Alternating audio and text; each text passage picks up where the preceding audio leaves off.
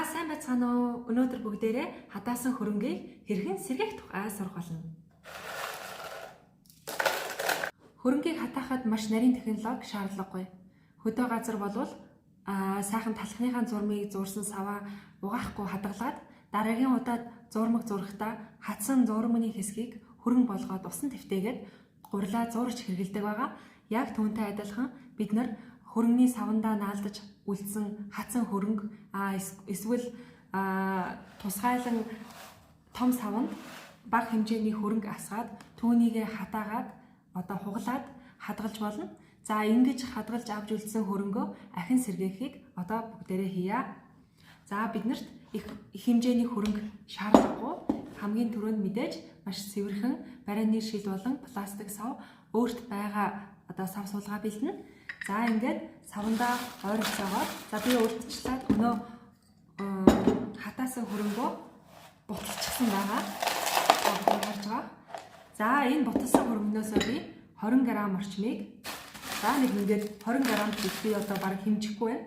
Гараараа нэг жоохон аваад савандаа хийчихье.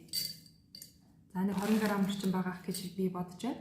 За тэгэхээр үүнийгээ би 100 г орчим ус хийгээд заахан дэвттэл нэг 20-30 минут.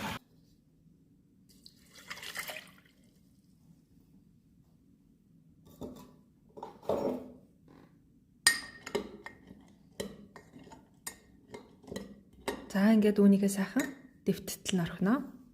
За усаа хийснээс 30 минутны дараа хатаасан хөрөнгө маань зөөлрөөд ингээд холихоор усандаа нийлхэр болж байна. Ингээд маш сайн хутгаад халбаараа бутлаад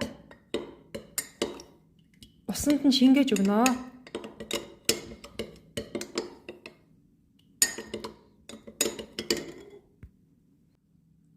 Хатаасан хөрөнгөн дээрээ 100 г ус хийж дэвтээсэн байгаа. Үүнийхээ дараа адил хэмжээний гурил буюу 100 г гурил хийж сайтар хураа гурил үлдэхгүй болтол нь гурилын хувьд 1-р гурил бүхэл өөр хөх тарай гээд өөрт гэрийн нөхцөлд байгаа ямар ч төрлийн гурил ашиглах боломжтой. За 100 г гурилаа нэмээд сайхан хольж өгнө.